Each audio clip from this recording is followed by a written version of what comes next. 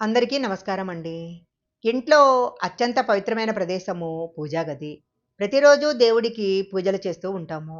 అయితే పూజలో భాగంగా పూజా గదిని శుభ్రం చేసేటప్పుడు ఖచ్చితంగా కొన్ని నియమాలు పాటించాలి. అప్పుడే పూజా గది చాలా పవిత్రంగా ఉంటుంది. చేసే పూజలకు రెట్టింపు పుణ్య ఫలితం లభిస్తుంది. పూజా గదిని శుభ్రం చేసేటప్పుడు కొన్ని నియమాలు పాటించకపోతే ఇంట్లోకి నెగెటివ్ ఎనర్జీ వస్తుంది. ఇంట్లో అనేక ఇబ్బందులు ఎదుర్కోవటం జరుగుతుంది. పూజా గదిని శుభ్రం చేసేటప్పుడు ఎలాంటి జాగ్రత్తలు పాటించాలి? ఇంట్లో దీపారాధన చేసేవారు ఎలాంటి నియమాలు పాటించాలి? ఈ విషయాలన్నీ కూడా మనం ఈ వీడియోలో తెలుసుకుందాము. ముందుగా ఈ వీడియోకి ఒక లైక్ కొట్టి మా ఛానల్‌ని సబ్స్క్రైబ్ చేసుకోండి. వాస్తుశాస్త్రం ప్రకారము పూజా గది ఎప్పుడూ ఈశాన్య దిశలోనే ఉండాలి. అలా ఉంటేనే ఇంటికి చాలా మంచి ఫలితాలొస్తాయి. పూజా గదిని శుభ్రం చేయాలంటే ఎప్పుడంటే అప్పుడు శుభ్రం చేయకూడదు. శనివారం రోజున మాత్రమే పూజా గదిని శుభ్రం చేయాలి.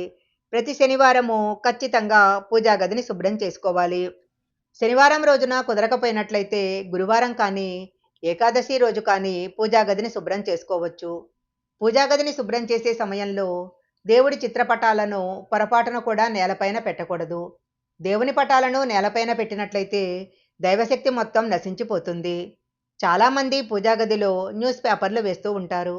కానీ పూజా గదిలో న్యూస్ పేపర్లు వేయకూడదు. పూజా గది శుభ్రం చేసిన తర్వాత పూజా గదిలో తప్పకుండా గంగాజలం చల్లుకోవాలి. ఇలా చేయటం వల్ల లక్ష్మీదేవి యొక్క అనుగ్రహం కలుగుతుంది. గంగాజలం ఇంట్లో లేనివారు పసుపు నీళ్లను చల్లుకోవాలి. పూజా గది గోడలపైన ఒక స్వస్తిక్ గుర్తు తప్పకుండా గీయాలి. పూజా గదిలో స్వస్తిక్ గుర్తు ఉంటే ఇంటికి చాలా మంచి జరుగుతుంది. ఇంట్లో పూజ చేసుకునేటప్పుడు ముఖం ఎప్పుడూ తూర్పు వైపున ఉండాలి. తూర్పు ముఖంగా పూజించటం వలన ఇంట్లో సుఖ సంతోషాలు లభిస్తాయి. పూజా గదిలో ఉండే దేవుని విగ్రహాలు 7 అంగుళాల కంటే ఎక్కువ ఉండకూడదు. ప్రతిరోజు ఇంట్లో దీపారాధన చేసినట్లయితే ముక్కోటి దేవతల యొక్క అనుగ్రహం తప్పకుండా కలుగుతుంది. ఇంట్లో దీపారాధన చేసేవారు స్టీలు ప్రమిదల్లో దీపారాధన చేయకూడదు. వెండి దీపారాధన కుందుల్లో కానీ, మట్టి ప్రమిదల్లో కానీ, ఇత్తడి కుందుల్లో కానీ దీపారాధన చేయాలి. దీపారాధన చేసే సమయంలో దీపాలను నేలపైన ఉంచకూడదు. దీపం కింద ఒక చిన్న ప్లేటు కానీ లేదా తమలపాకు కానీ పెట్టి దాని మీద ప్రమిదను ఉంచాలి. ప్రతిరోజు ఇంట్లో పూజ చేయటానికి ముందే ఇంటిని శుభ్రం చేసుకోవాలి. దీపారాధన చేసే ప్రదేశంలో నీటితో శుభ్రంగా తుడిచి బియ్యపిండితో ముగ్గు వేసి కొద్దిగా పసుపు కుంకాలు చల్లి ఆ ముగ్గు పైన దీపం వెలిగించాలి. దీపం వెలిగించిన తర్వాత ప్రమిదకు పసుపు రాసి కుంకుమ పెట్టి పూలు సమర్పించాలి. వాస్తుశాస్త్రం ప్రకారము ప్రతి ఒక్కరి పూజా గదిలో తప్పకుండా అక్షింతలు ఉండాలి.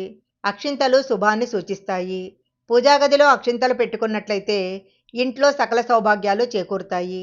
ముఖ్యమైన పనుల మీద బయటికి వెళ్ళేటప్పుడు పూజా గదిలో ఉండే అక్షింతలు తీసి తల మీద వేసుకొని బయలుదేరాలి. ఇలా అక్షింతలు వేసుకొని వెళ్ళినట్లయితే వెళ్లే పనిలో విజయం సాధించవచ్చు. ఆర్థికంగా బాధలు పడేవారు కర్పూరం పైన ఒక లవంగం పెట్టి దాన్ని కాల్చాలి. దీని నుండి వచ్చే పొగను ఇల్లంతా వేయాలి. ఇలా చేయటం వల్ల ఆర్థిక సమస్యలన్నీ తొలగిపోతాయి. రాహుకేతు సమస్యలు దూరం కావాలన్నా ప్రతిరోజు ఇంట్లో కర్పూరం వెలిగించాలి.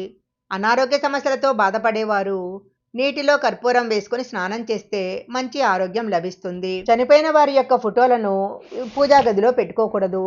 పూజా గదిలో చినిగిపోయిన చిత్రపటాలు కానీ, విరిగిపోయిన విగ్రహాలు కానీ, ఉగ్రరూపంలో ఉండే విగ్రహాలు కానీ ఉండకూడదు. ఇలాంటి విగ్రహాలు పూజా గదిలో ఉన్నట్లయితే మీరు చేసే పూజకు ఎలాంటి ఫలితమూ లభించదు. పూజా గదిలో ఎప్పుడూ వాడిపోయిన పువ్వులు ఉండకూడదు. మనము పూజ చేసిన పువ్వులను మర్నాడు తప్పకుండా తీసి కొత్త పువ్వులతో దేవుని ఫోటోలు అలంకరించాలి. వాడిపోయిన పువ్వులు పూజా గదిలో ఉన్నట్లయితే ఇంట్లో నెగిటివ్ ఎనర్జీ వ్యాపిస్తుంది.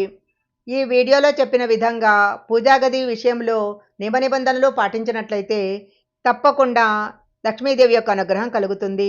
ఈ వీడియో కనుక మీకు నచ్చినట్లయితే లైక్ చేయండి, షేర్ చేయండి. ఇలాంటి మరిన్ని వీడియోల కోసం మా ఛానల్ సబ్స్క్రైబ్ చేసుకోండి. పక్కనే ఉన్న బెల్ ఐకాన్ యాక్టివేషన్ చేసుకుంటే మేము పెట్టే వీడియోలన్నీ కూడా మీకు ముందుగానే నోటిఫికేషన్గా వస్తాయి. మరొక మంచి వీడియోతో మళ్ళీ కలుసుకుందాం.